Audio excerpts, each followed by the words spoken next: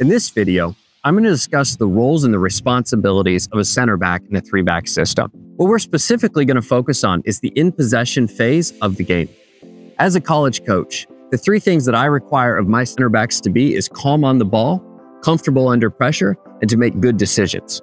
As a center back, your job isn't just to get the ball off your foot as quickly as possible. It is to manipulate the other team's movement and spacing. If you have the ball on your feet, the other team is going to position themselves around it. Knowing this fact, you can manipulate the other team and be able to build out and break lines of pressure. We're going to talk about a couple things that can help you become a better center back, be more comfortable on the ball, and be able to get out of tight situations where the other team is pressuring.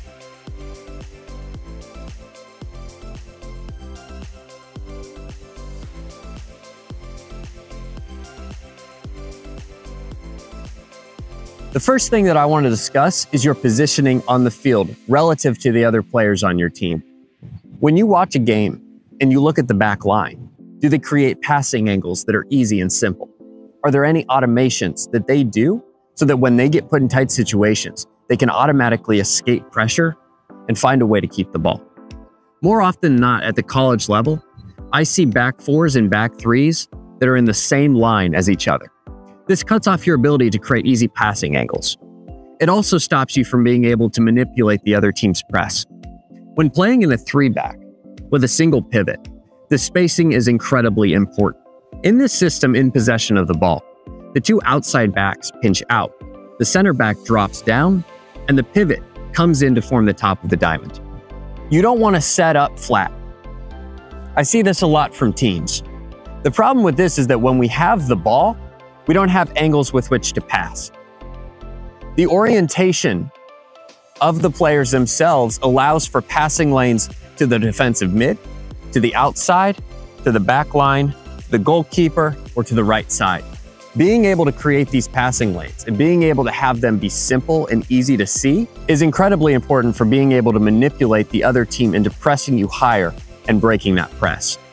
An easy tell for an attacking player who's pressing you to know which way you're going to go is that you turn your entire body to face the direction in which you're going to turn, dribble, or pass. This is one concept that I call orientation. It's what way are you oriented when you are on the field? Are your hips faced forward?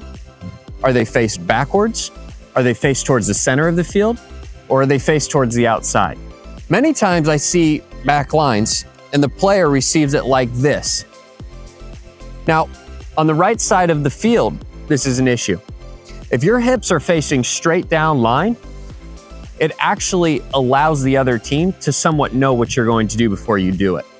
In order to prevent this pressing trigger, you need to orientate yourself on the outside of the field, not so that you're focused and pointed down the field, but that you're actually pointed to where you're creating the best options for you to be able to release the ball.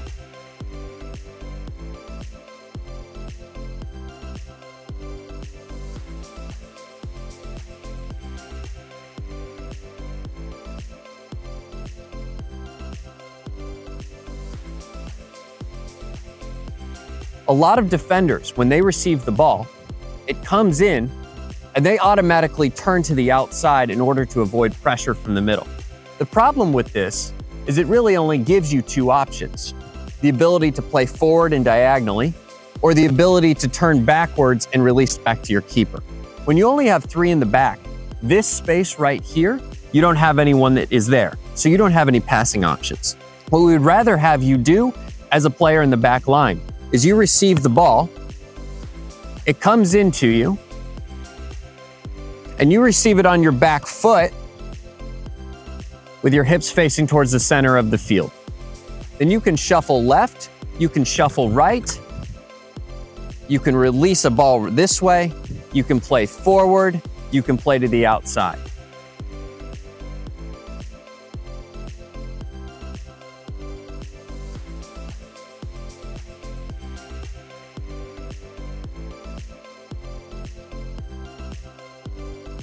Opening and turning like this and releasing wide then becomes a much easier solution than having your hips faced all the way out. Another concept that's incredibly important for the back line is receiving the ball across your body. This allows you to have more control of the ball and of yourself, and allows you to escape pressure and create better angles for yourself. Receiving the ball across your body and then being able to plant and drag it back across will allow you to escape pressure because it looks as though you're going to go this way, when in reality, you're simply going the opposite direction. Ball comes in, I receive across my body, I pull it back the other way, and I release. That allows you to escape pressure and play back towards the center of the field. Now, another option is to receive the ball across your body, push it out a little bit, and release. That will allow you to then go back out towards the outside of the field. The whole time, your chin should be up, your body, your orientation is towards the center of the field or the defender running at you, and then the release is done in a way that they don't know where you're going to go. Ball comes in, I open, I release. Eyes are facing forward, hips are facing forward, receive, play. Doing so in this way will allow you to go horizontally as well as vertically. It will also allow you to escape pressure. In this particular instance, you'll see that Kennedy is receiving the ball across her body and immediately reacting to it, moving her hips so she has it placed on one side of the ball versus the other. This allows her to explode to one side, open up to the middle, or go backwards to the keeper. This also allows you to get a lot better at shielding, placing your body in between the ball and the man who's coming at you. The goal of having the ball in the back line is not possession for possession's sake. The goal of having the ball in the back line is to pull the other team out of position, create lanes through the middle and through the outside that you can exploit, and then create attacking situations for your players higher up the field.